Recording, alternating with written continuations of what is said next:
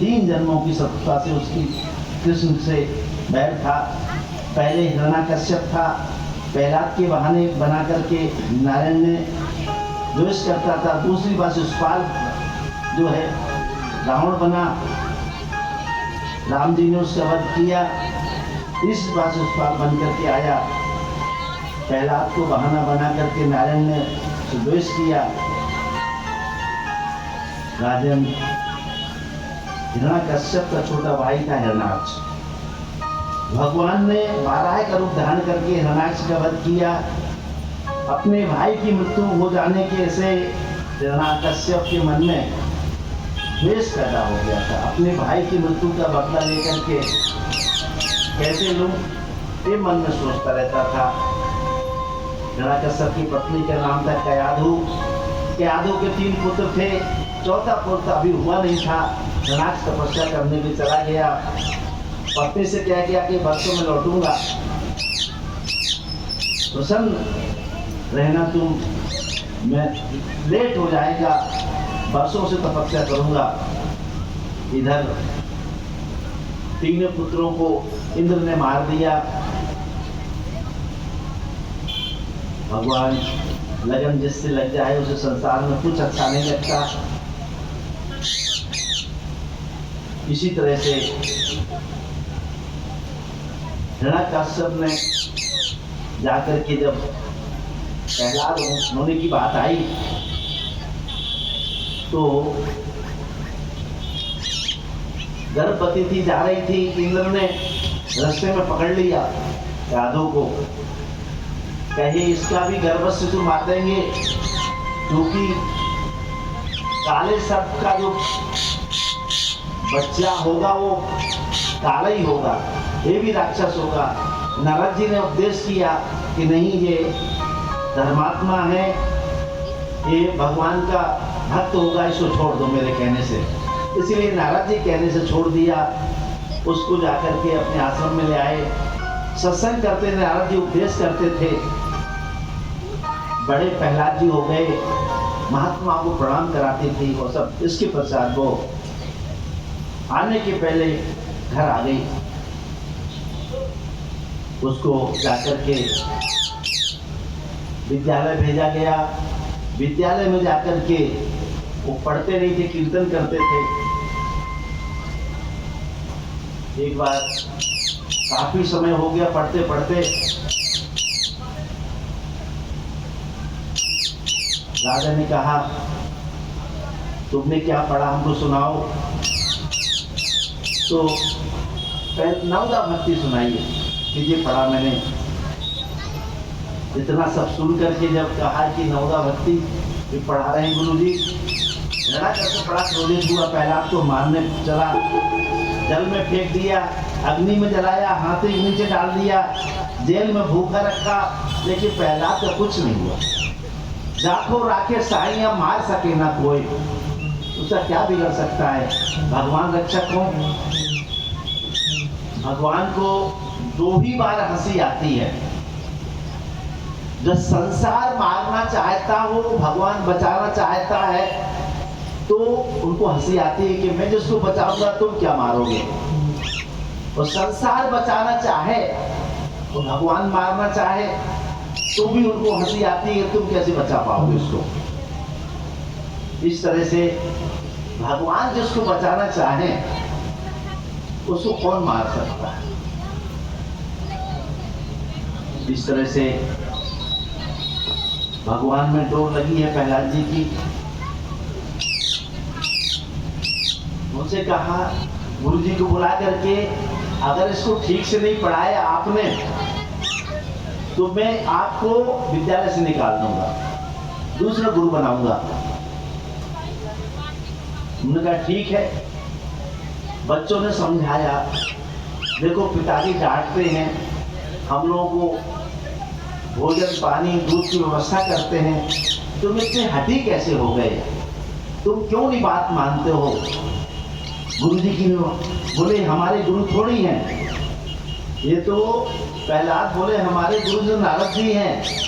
पहले हम नारद जी से, हमारी माँ गई थी तो पेट में भी हम जो है भजन सत्संग सुनते थे। इसलिए पेट में बच्चा रहे तो माँ को इधर उधर नहीं करना चाहिए, झूठ नहीं बोलना चाहिए, किसी की चोरी नहीं करना चाहिए। यहाँ कि पति के पैंटे से पैसा निकाल लो, रख दिया, भूल गए तो कहे कि ठीक है, नहीं भूले, नहीं रखा है, पैंट में निकाल के रखे थे, वहीं रखा है, ले लो। अगर इस तरह से नहीं करना चाहिए। जय श्री राम। प्रहलाद जी कहने लगे चलो आज खेल खेलते हैं। खेल में आजकल पढ़ाया जाता है, पहले नहीं पढ़ाते थे। खेल वाले रख लेते हैं, वैसे ही खेल में पढ़ाया जाता है। खेल में उन्होंने कहा क्या यार, किसी को करताल दे दी, किसी को दे दिया, मृदंग दे दिया, किसी को मजीरा दे दिए। बोले क्या करना है? बोले चलो खेलते हैं। बोले कैसा खेलते हैं? बोले हम बताते हैं। श्रीमन नारायण नारायण नारायण, श्रीमन नारायण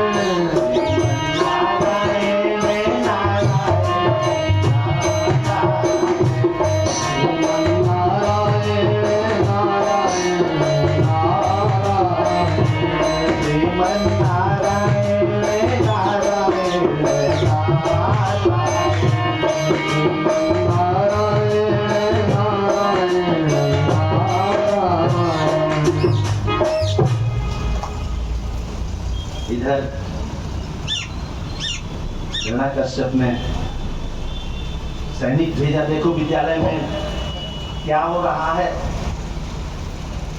5 सैनिक पहुंचे, देखा प्रहलाद जी नाच रहे हैं, गा रहे हैं। प्रहलाद को रोके, प्रहलाद को रोकने की जैसे छुआ। अगर करंट को छुएंगे तो करंट लग जाएगा, दूर रहेंगे। प्रहलाद को छूते ही उनको करंट लग गया। वो लोग जो रोकने आए थे साथ में वो भी शुरू हो गए। श्रीमन नारायण नारायण नारायण,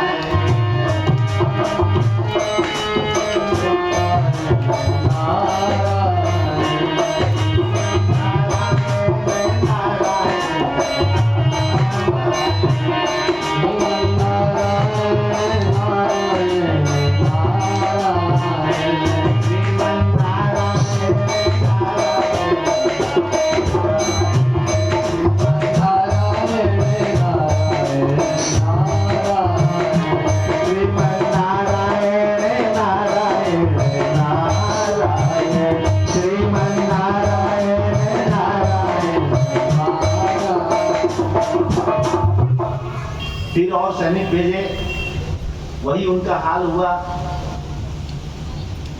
वो भी साथ में शुरू हो गए। गुरुजी आए, देखे ये क्या चल रहा है। बच्चे डर गए, कीर्तन चल रहा है। और बच्चे सोचे आज तो अच्छी मार पड़नी है। गुरुजी आ गए हैं। बोले प्रहलाद जी से क्या? बोले कुछ नहीं, तुम तो जो कर रहे हो देखा जाएगा जो कुछ होगा। प्रहलाद जी ने कहा ठीक है, इनको भी पकड़ लो, दुबले पतले हैं, उठा लो। उनको भी गुरुजी को उठा लिया और उन्हीं के साथ कर रहे हैं। श्रीमन नारायण नारायण नारायण,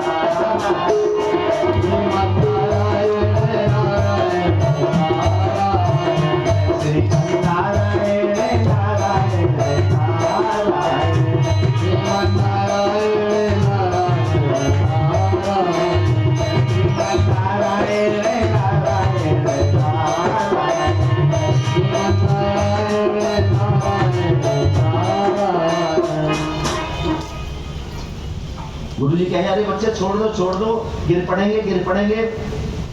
तो गुरुजी को छोड़ दिया। गुरुजी को तब करंट लग गया, गुरुजी भी साथ ही साथ नारायण करने लगे, उनको भी आनंद आने लगा।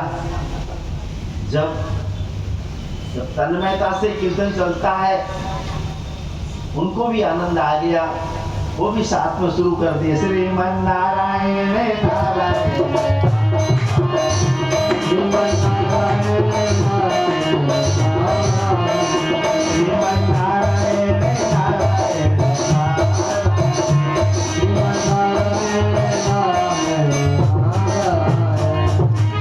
हिरण्याकश्यप आ गया, उसने देखा यहाँ क्या, हम तो पढ़ाई सोचते हो रही है, यहाँ तो गुरुजी सही सब नाच रहे हैं, कीर्तन कर रहे हैं।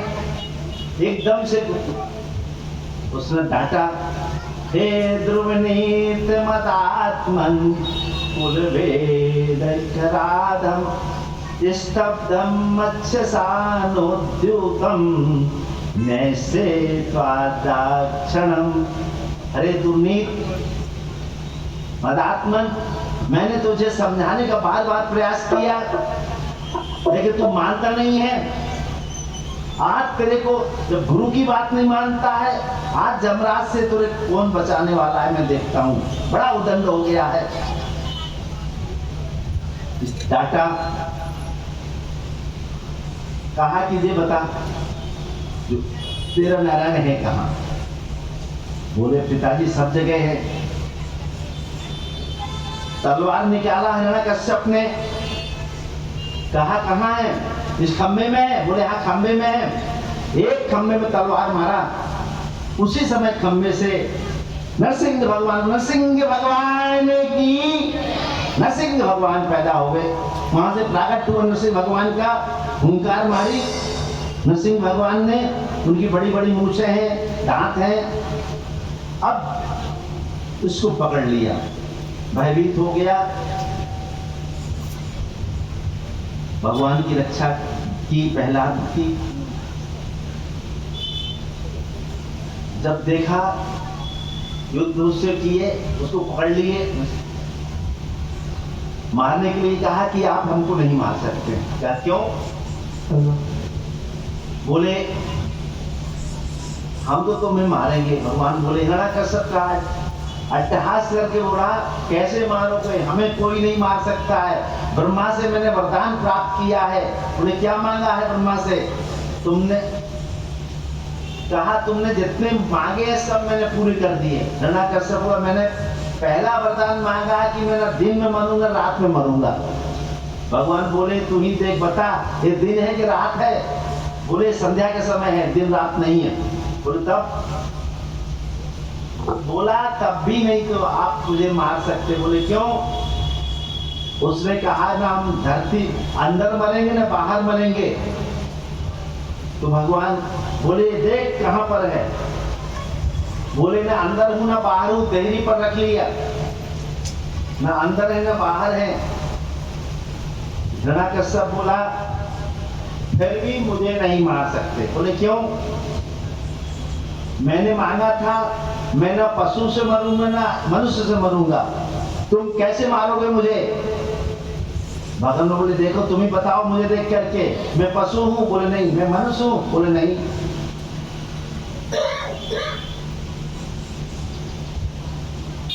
तब बोला तब भी नहीं मार सकते। बोले क्यों? मैंने कहा था, वरदान मांगा था कि मैं 12 महीने में नहीं मरूंगा। भगवान बोले 13वां महीना है। बोले 13 भी होते हैं। बोले 13 तेरे लिए बनाया है 13वां महीना। हर तीसरे साल 13वां महीना पड़ता है, लौन का महीना, अधिक मास,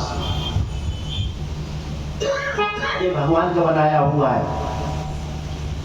हमारे यहाँ एक बमोरी मंदिर है, वो पुजारी 8 दिन में ही पहले कर देता है सामान खत्म।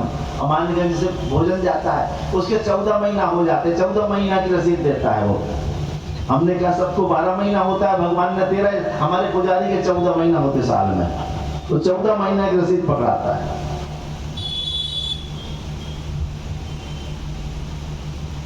भगवान ने क्या किया, उसकी गोद में बैठाल करके अतड़ियां फाड़ ली नाखून से, उसने कहा अस्त्र शस्त्र से नहीं मारूंगा, उसने कहा ये अस्त्र है, बोला शस्त्र है ना, बड़े बड़े नाखून काट दिया। आजकल नरसिंह भगवान के नाखून लड़कियां जरूरत थी, बड़े बड़े नाखून पालिश लगा करके, चाहे उसमें कितना ही मिट्टी भर जाए या कुछ भी भर जाए, लेकिन बड़े बड़े नाखून बना करके जरूर रखती है। देवता लोग स्तुति करने लगे। ब्रह्मा जी, अब इतना क्रोध हुआ उनका भगवान का कि अब कौन संभाले उनको।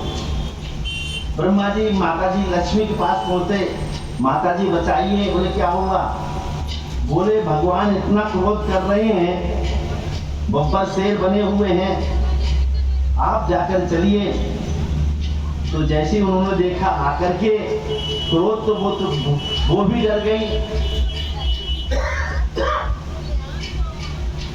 समाप्ति को प्रेषिता देवै दृष्टा तन्मद्भुतम् अदृष्टा पूर्वत्वात् नाशोऽपि संकिता। दशरथ भगवान को देख कर लक्ष्मी जी हुंकार भरी।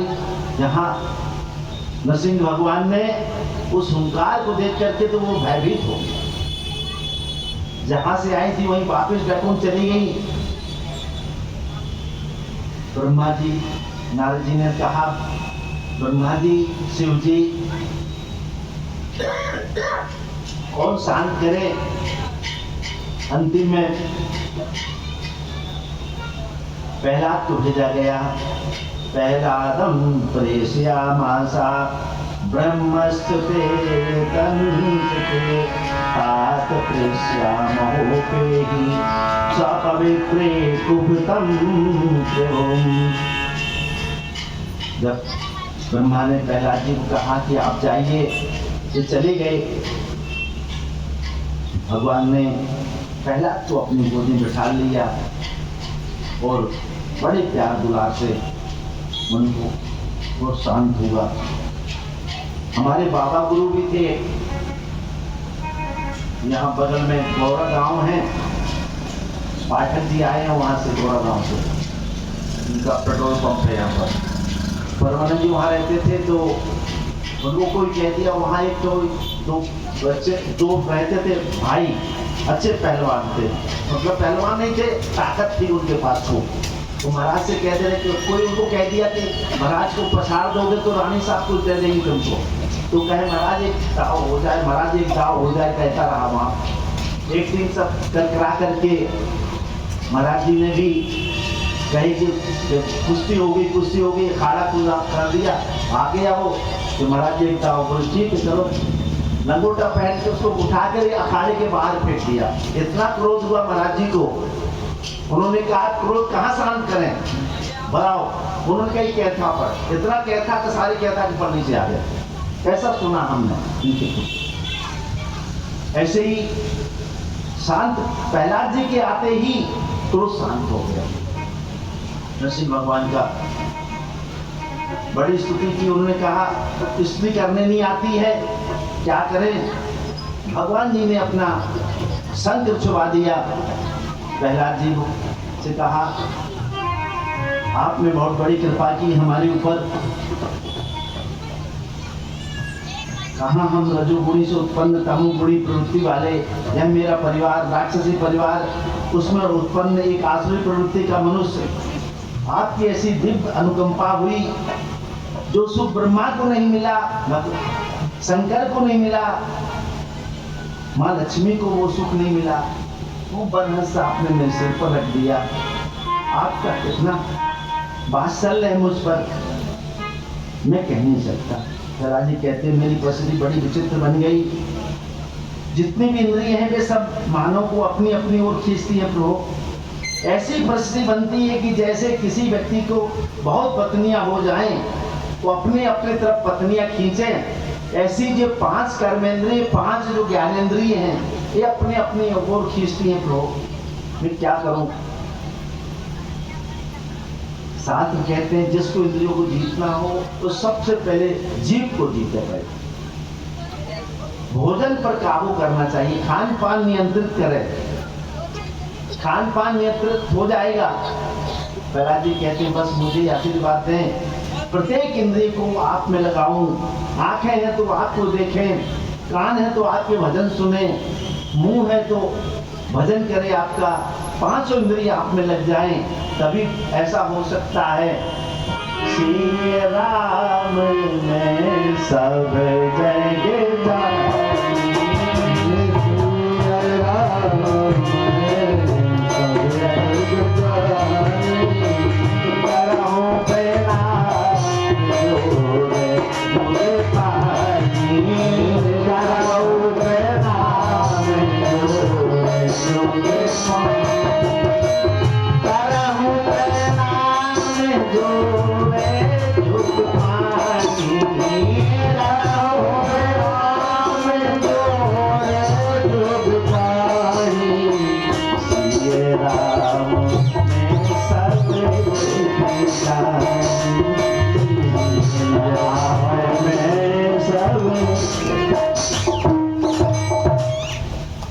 जगह कर रहे हैं। नृसिंह भगवान बोले मिर्जा वरदान मांगो, कुछ कह नहीं रहे हैं। बोले क्या मांगो, कोई धन मांगता है, कोई पुत्र मांगता है, प्रतिष्ठा मांगता है, ये हमको चाहिए नहीं।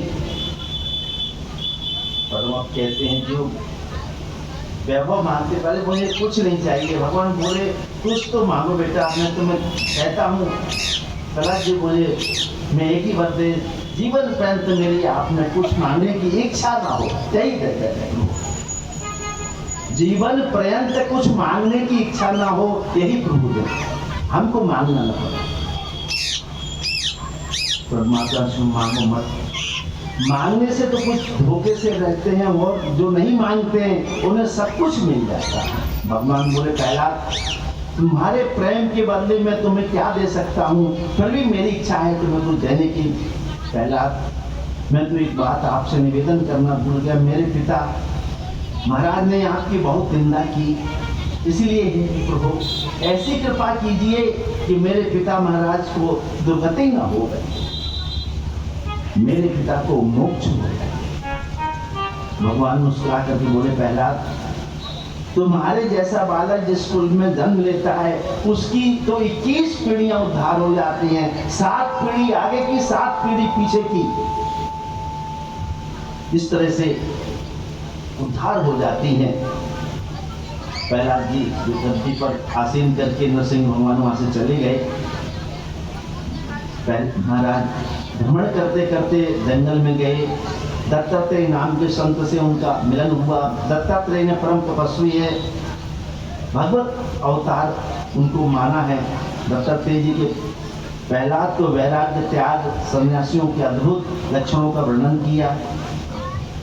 प्रहलाद जी प्रसन्न हुए। आचार्य सुखदेव कहते हैं परीक्षित जो प्रसंग प्रहलाद का मैंने तुम्हें सुनाया, वास्तव में ये प्रसंग नारद जी ने तुम्हारे बाबा युधिष्ठिर को सुनाया था। ये आज का प्रसंग नहीं है, पहले का प्रसंग है। और जिस सुखदेव जी कहते हैं राजन गृहस्थ जीवन आदर्श है, श्रेष्ठ है, लेकिन गृहस्थ जीवन श्रेष्ठ कब माना जाएगा जब गृहस्थ चरित्र में भगवान का नाम है और भगवान का नाम है।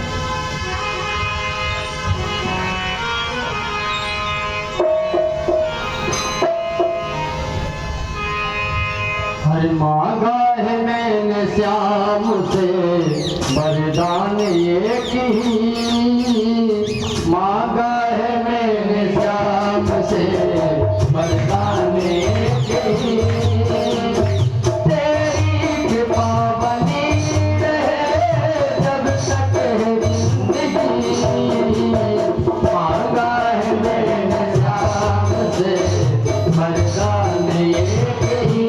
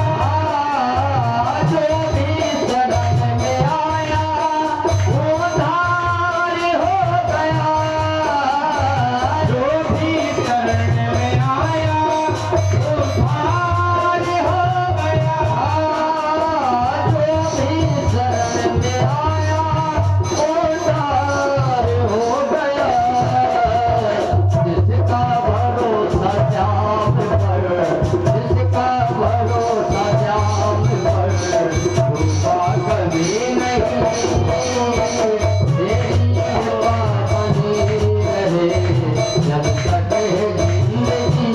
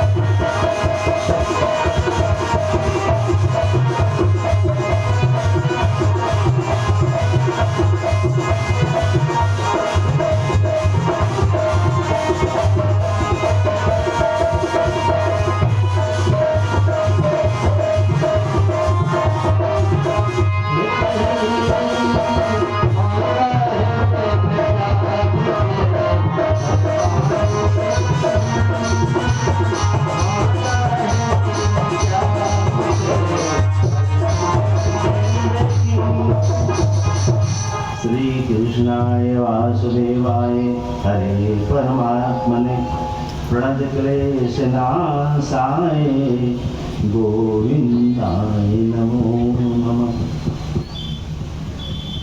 एक पर्वत था, उस पर्वत का नाम है त्रिकूट पर्वत। त्रिकूट का अर्थ है 3 प्रकार से शिखरों वाला कूट। पर्वत का नाम है त्रिकूट। पर्वत में सब प्राणी वास करते हैं, हिंसक प्राणी, सब जीव जंतु। त्रिकूट पर्वत की एक तंद्रा है, उसमें एक हाथी रहता है जिसका नाम है गजेंद्र। गजराज गजेंद्र के नाम से उसको जाना जाता है। गजेंद्र का अर्थ होता है हाथियों का राजा। बड़ा शक्तिशाली था, उसकी 50 पत्नियां थीं और 150 पुत्र थे।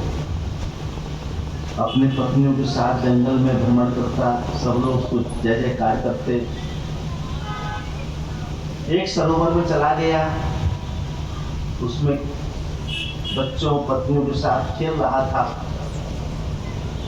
उसी समय ग्राह ने आकर के हाथी का पैर पकड़ लिया। हाथियों ने कोई विचार नहीं किया, सोचा कोई छोटा मोटा जीव होगा, पैर पकड़ लिया, कोई बात नहीं।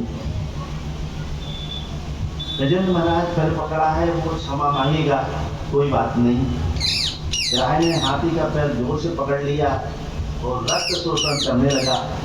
हाथी को महसूस हुआ मैं निर्बल हो रहा हूँ, मेरी शक्ति क्षीण हो रही है। जल में जल डाल के देखा, विशाल ग्राह उसके पैर पकड़े हैं। हाथी ने अपने बल का परिचय दिया। सुखदेव जी कहते हैं परीक्षित बहुत शक्ति लगाई उसने, लेकिन ग्राह ने तिल भर भी पाँव हाथी को नहीं छोड़ा। चूंकि जल में ग्राह की शक्ति अधिक होती है, बाहर हाथी की शक्ति होती है। उन्होंने कहा पत्नियों से, देवी जरा सहयोग करो। तो सूंड में सूंड मिलाकर के सबने खींचना चाहा, बच्चे भी लग गए लेकिन बाहर खींच नहीं पाए। इस तरह से 3 महीने तक हो गए, खींचते खींचते कुछ नहीं हुआ। बच्चों को भूख लग गई, बच्चे छोड़ के चले गए।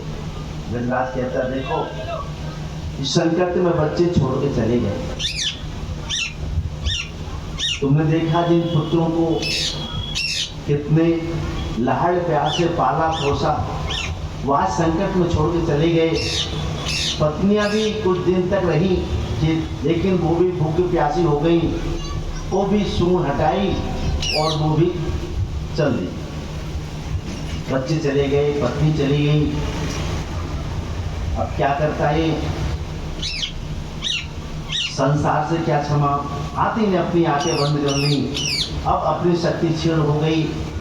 जब शक्ति क्षीण हो जाती है तभी भगवान क्या आ जाते हैं। अथाह जल है। नरेंद्र ने जैसे ही एक कमल तोड़ करके स्तवन किया, स्तुति करने के लिए सोचा, ये बहुत बड़ा स्तोत्र है गजेंद्र मोक्ष, उसका पाठ करते हैं संकट में।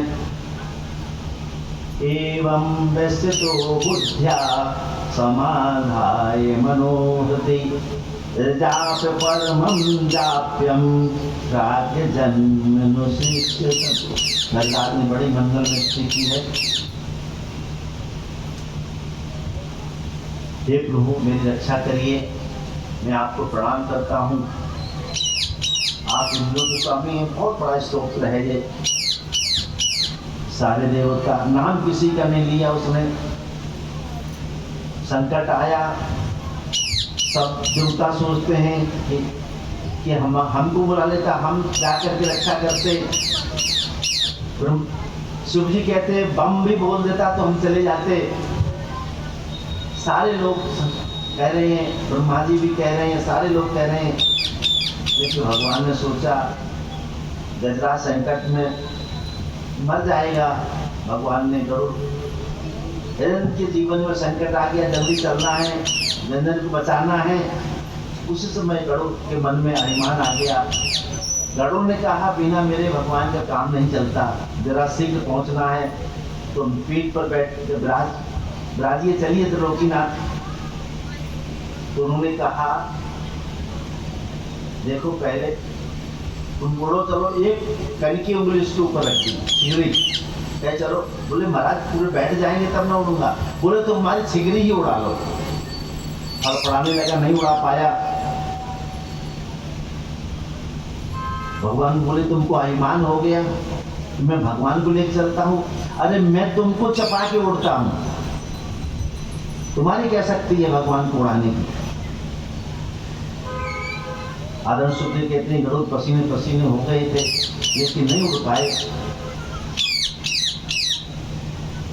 भगवान सवार होके आए।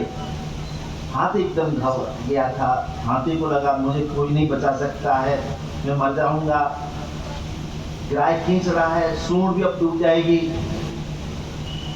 तब तक आरूढ़ होकर के भगवान आ गए और भगवान ने देखा जब कमल के फूल को तोड़ करके भगवान को ऊपर जैसे किया उसने, भगवान ने जाकर के उसको ग्राह को अपने शख्स बंसल से उससे अलग करते हैं। धड़ अलग हो गया क्योंकि भगवान तो जो है जो निर्बल होते हैं उन्हीं के होते हैं। सुनेरी मैंने निर्बल केवल राम।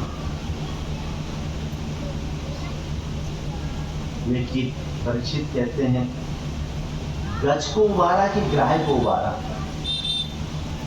गजराज बचाया कि ग्राह को बचा गया। किसको मुक्ति मिली? मुक्ति हाथ से मारना मुक्ति, इसलिए गजेंद्र ने भी पहले मुक्ति ग्राह को मिली। आज वह ग्राह मोक्ष मिल गया। गजराज को प्रभु ने बचा लिया।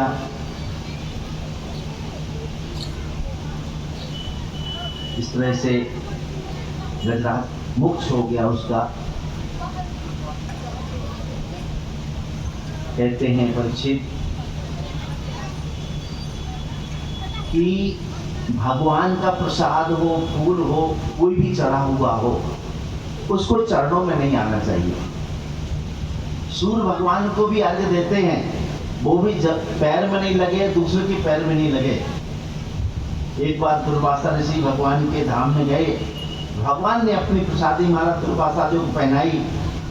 दुर्वासा जी उस माला को लेकर के चले गए सीधे इंद्र के पास। इंद्र को दे दी। इंद्र ने क्या किया, उस माला को अपने हाथी को दे दिया। हाथी ने तोड़ करके पैर के नीचे दबा दिया। उसका अपमान, प्रसाद का तिरस्कार हो गया। इंद्र को श्री से हीन होना पड़ा। उस बात से बलि ने इंद्रासन छीन लिया। दैत्य लोग सम्राट बन गए और प्रभु ने समुद्र मंथन कराया, बांस की नाग रस्सी बनाया, मंदराचल पर्वत को बनाया रस्सी, समुद्र का मंथन किया, अमृत निकला, जहर निकला। जहर को भगवान शंकर को प्रार्थना करके उनको दिया। कामधेनु नाम की गाय निकली। गाय देवताओं को, ऋषियों को दान दे दिया। गाय के बाद धनुष निकला, चंद्रमा निकला, कई प्रकार के रत्न निकले, अप्सराएं निकली, लक्ष्मी का प्रागट हुआ। वो भगवान नारायण को भार्या बनी। अमृत रस को लेकर के धन्वंतरी निकले। दैत्य लोग उड़ा करके अमृत ले गए। भगवान मोहिनी बन करके आए, अमृत समस्त देवताओं को पिला करके दैत्य को परास्त किया। शंकर जी ने उस रूप को देखने आए, देखते ही रह गए। कहने का तात्पर्य, सेवा के कई अपराध होते हैं, नाम जप के में सेवा के अपराध होते हैं। भगवान के चरणों में चढ़ी प्रसादी माला पैरों में डालना सेवा का अपराध है। सेवा में 32 अपराध हो जाते हैं। इसलिए इनसे बचना चाहिए, कोई अपराध न हो जाए सेवा में। भगवान का नाम लेने से ये सब दूर हो जाते हैं। भगवान का नाम लिया जाए।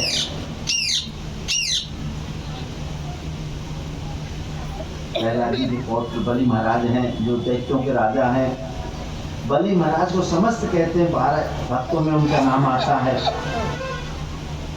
बलि महाराज ने अपने शुक्राचार्य को प्रणाम किया और बोले, गुरुजी देवताओं से हम परास्त हो गए।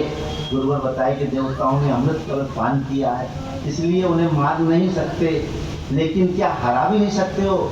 आचार्य सदन का राजन, अमृत पान करने वाला देवताओं को यदि परास्त करना है तो 3 बातों का जीवन में अपनाओ: गौ सेवा, गुरु सेवा, संत सेवा। गौ सेवा से प्रत्येक व्यक्ति को करना चाहिए, चाहे जितनी देर कैसे भी हो। चाहे कहते हैं स्वर्ग पर चढ़ाई की, आशीर्वाद गुरु से लिया और बलि ने त्रिलोक पर अपना कब्जा कर लिया। त्रिलोकी के राजा बलि बन गए और देवता लोग इधर उधर फिरने लगे। पुत्र के जीवन में संकट आता है, सबसे पहला कष्ट माँ को होता है। माँ को पहले कष्ट होता है। देवराज इंद्र देवताओं की माँ का नाम है अदिति। माता अदिति अपने महल में आज उदास बैठी हैं, शांत बैठी हैं। भगवान श्री कश्यप ने माता अदिति से पूछा, देवी आजकल आप इतनी उदास क्यों हैं? क्या बात है? आपका पूजा पाठ में मन नहीं लग रहा है, बताइए क्या बात है। उन्होंने कहा, भगवान कश्यप की ने माता अदिति पूछा, मेरे पुत्र देवताओं के स्वर्ग से राजा बलि ने उनसे छुड़ा लिया। देवताओं के स्वर्ग की को ही क्या, तीनों लोगों के बलि ने अपने कब्जे में कर लिया। यही मेरे दुख का कारण है। भगवान अनहित किसी का नहीं करते। किसी को मारना नहीं चाहते, जैसा कर्म करता है उसका फल मिलता है उनको। इस तरह भगवान कश्यप ने अपनी पत्नी को समझाया, को देहो भौतिको नात्मा वाचात्मा प्रकृते परः कस्य के पतिपुत्राद्या मोहेरिहि कारणम। देवी, कौन किसकी माता, कौन किसका मोह, मोह ही सबका कारण है। मोह अगर नहीं रहे तो भगवान में मन लगता है। मोह क्या होता है? स्त्री, पुत्र, बच्चे, धन, जीवन, मकान, इन सब में फंस जाता है। भगवान कश्यप बोले, चाहती क्या हो तुम? मैं चाहती हूँ कि उसको मेरे को बुद्धिमान पुत्र हो और बलशाली हो, जो 3 लोगों के ला करके उन्हें प्रदान कर देवे। भगवान कश्यप बोले, देवी मैं तुम्हें 12 दिन का व्रत बताता हूँ। ये फागुन मास के शुक्ल पक्ष से व्रत किया जाता है, जिसका नाम है पयो व्रत। प्रतिपदा से लेके त्रयोदशी तक ये व्रत होता है। प्रातः जल्दी उठना, भगवान के चरणों में प्रणाम करना, ब्रजेश भगवान की स्तुति करना, इसी का नियमित जाप भी करना। तो इस तरह से भगवान तुम्हारे घर पुत्र बन करके आएंगे। निष्ठा में ताकत होती है, विश्वास रखो। माता अदिति ने बड़ी निष्ठा से व्रत किया। भगवान ने प्रकट होकर कहा, माँ आपके पुत्र इंद्र के संकट को मैं समझता हूँ, उनके कष्ट की निवृत्ति के लिए आपके घर पुत्र बन करके आऊँगा। मैं आपको आशीर्वाद दे रहा हूँ। देवता लोग रोते रोते भगवान के पास पहुँचे, प्रणाम किया। देवता बोले, बहुत बड़ा कष्ट है हम पर भगवान। राजा बलि ने 3 लोगों को अपने बस में कर लिया है, हम लोग को छुड़ा लिया है, त्रिलोकी का राजा बन गया है बलि। भगवान बोले, इस समय बलि पर गुरु कृपा है। गुरु की कृपा यदि हो जाए किसी पर, शिष्य पर, तो उससे कोई भी नहीं रोक सकता है। गुरु कृपा से बनेगी, गुरु लखावे राम, और गुरु बिन भटकत जगत में कोई न आवे काम। राखे गुरु जो कोप विधाता, और गुरु विरोध नहीं को जग त्राता। गुरु बचा सकता है। तो इस तरह से उपवास का व्रत कर किया। जाकर के फिर माता दी बहुत चिंतित रही, देवताओं से बोले, एक काम हो सकता है, मैं स्वयं वामन बन करके माता अदिति घर जाऊंगा, राजा बलि के जाकर के उनसे मांग करके भिक्षा में वो वापिस कर दूंगा। देवताओं ने प्रभु की प्रार्थना पर करके उनको प्रणाम किया। ये भादव का महीना है, बहुत अच्छा होता है।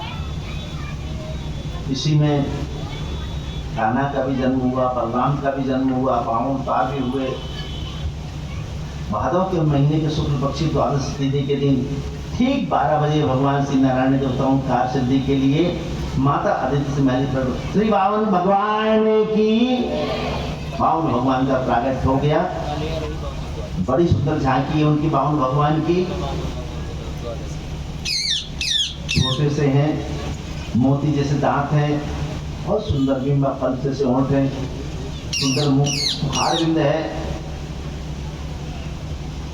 माता दी ने भगवान को कोपिन पहनाई। बृहस्पति जी ने आकर के बावन भगवान प्रभु को जनेऊ धारण कराया। देवताओं के स्वामी जगतपति को छत्र समर्पित किया।